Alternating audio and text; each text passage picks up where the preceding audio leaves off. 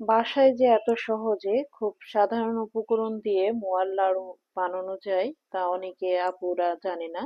আজকে আমি খুব সহজে দেখাবো মোয়ার লাড়ু কিভাবে খুব সহজেই বাসায় স্বাস্থ্যকর ভাবে বানিয়ে নিবেন। আসসালামু আলাইকুম আপু ভাইয়েরা, সকলে তোমরা কেমন আছো? আশা করছি ভালোই আছো। আজকে আমি খুব সহজে দেখাবো মোয়ার লাড়ু রেসিপি। আমরা দোকান থেকে মোয়ার লাড়ু কিনে খাই, বাসায় যদি জানি যে এত সহজে মোয়ার লাড়ু তৈরি করা যায় তাহলে অবশ্যই ট্রাই করে দেখবো। আমি আজকে তোমাদেরকে খুব সহজেই কিভাবে বাসায় স্বাস্থ্যকর ভাবে মোয়ার লাড়ু তৈরি করবা সেটা আমি শেয়ার করব। আমি প্যানে হচ্ছে 1 বাটি পরিমাণ কুসুরের গুড় দিয়ে নিলাম। তোমরা চাইলে চিনি দিয়েও করে নিতে পারো, গুড় বা চিনি দুটা দিয়েই হবে। লাড়ুটা খেতে ভালো লাগবে বা ফ্লেভার আসবে, এ কারণে আমি দিয়ে দিলাম কুচি করে রাখা আদাগুলা, খুব মিহি করে আমি কেটে নিয়েছি, দিয়ে দিলাম। আদাটা, আদা যে যার মতো ফ্লেভার পছন্দ হলে আদা দিবা, তাহলে স্কিপ করতে পারো।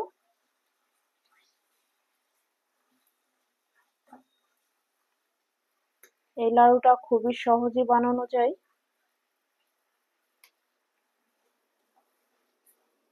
না দেখলে বিশ্বাসই হবে না যে এত সহজে বাসায় মোয়ার লাড়ু বানানো যায়। তাই আশা করব প্রথম থেকে শেষ পর্যন্ত তোমাদেরকে আমি সঙ্গেই পাবো। স্টেপ বাই স্টেপ ফলো করো, তোমরাও খুব সহজেই বানিয়ে নিতে পারবা বাসায়। দোকানে 1 প্যাকেট নিয়ে আসলে দু একটা খেয়ে মন ভরে না, বাসায় বেশি করে মন ভরে খাওয়া যাবে।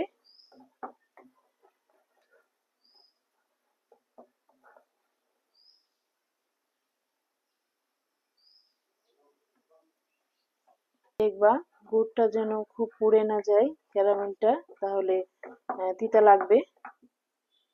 এই পর্যায়ে আমি একটু হাতের সাহায্যে দেখবো যে এটা, দেখো আমার এটা রেডি হয়ে গেছে। আমি এখানে একটা মুড়ির প্যাকেট নিয়েছি, 200 গ্রাম মুড়ি নিয়েছি, এই জন্য আমি 1 বাটি গুড় ব্যবহার করেছি। যে কোনো কোম্পানির তোমরা একটা মুড়ি নিয়ে নিলেই হবে। আমি এখন এর মধ্যে মুড়ি অ্যাড করে দিব।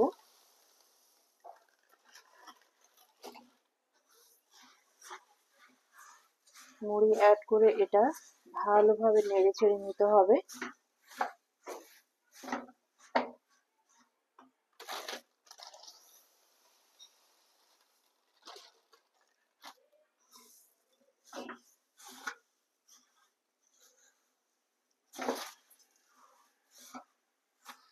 ভালোভাবে নেড়ে চেড়ে এটা মিক্স করে নিতে হবে।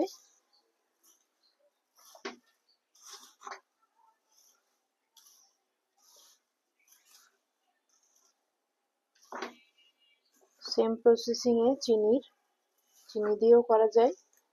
আমি অন্য একদিন তোমাদেরকে চিনি দিয়ে করে দেখাবো।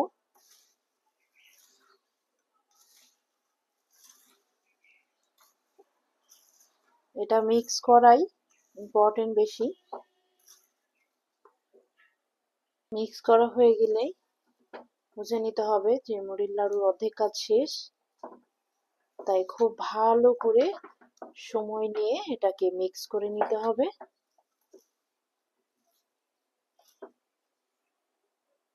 আমি খুব ভালো করে মিক্স করে নিয়েছি। এটা চুলায় গরম থাকা অবস্থায় মিক্স করে নিতে হবে, আবার গরম থাকা অবস্থায় নাড়ুটা তৈরি করে নিতে হবে।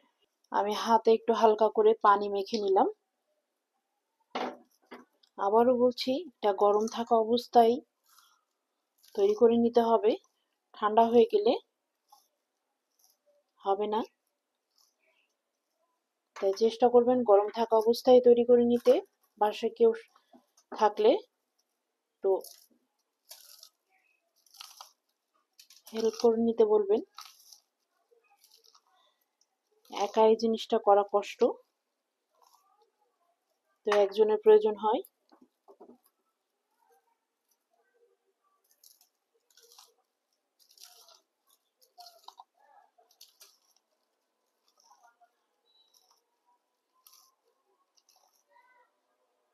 কত সুন্দর হয়ে গেল, ঝটপট, সহজ একটা রেসিপি। বাসায় অবশ্যই ট্রাই করবেন।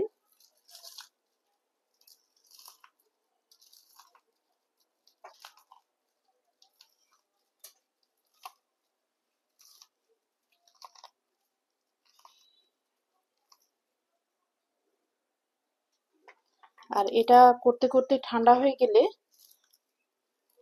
আবার চুলায় দিয়ে গরম করে তারপরে করবেন। মোট কথা এটা গরম থাকা অবস্থায় আপনাকে করে নিতে হবে।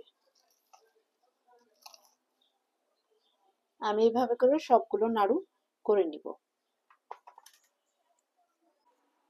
সেম প্রসেসিংয়ে আমি সবগুলো নাড়ু করে নিয়েছি। দেখেন কতটা সুন্দর আর আকর্ষণীয় হয়েছে। এভাবে আপনিও চাইলে বাসায় গুড় বা চিনি দিয়ে এই লোভনীয় লাড়ুটা করে নিতে পারেন, বা মোয়া যেটাই বলেন না কেন। খুব সহজ একটা রেসিপি। আশা করছি আমার প্রসেসিংটা আপনাদের বুঝতে কষ্ট হয়নি বা অসুবিধা হয়নি। অসুবিধা হলে অবশ্যই কমেন্টে জানাবেন কোন জায়গাটা বুঝেননি, আমি চেষ্টা করব আবার বুঝিয়ে দেওয়ার।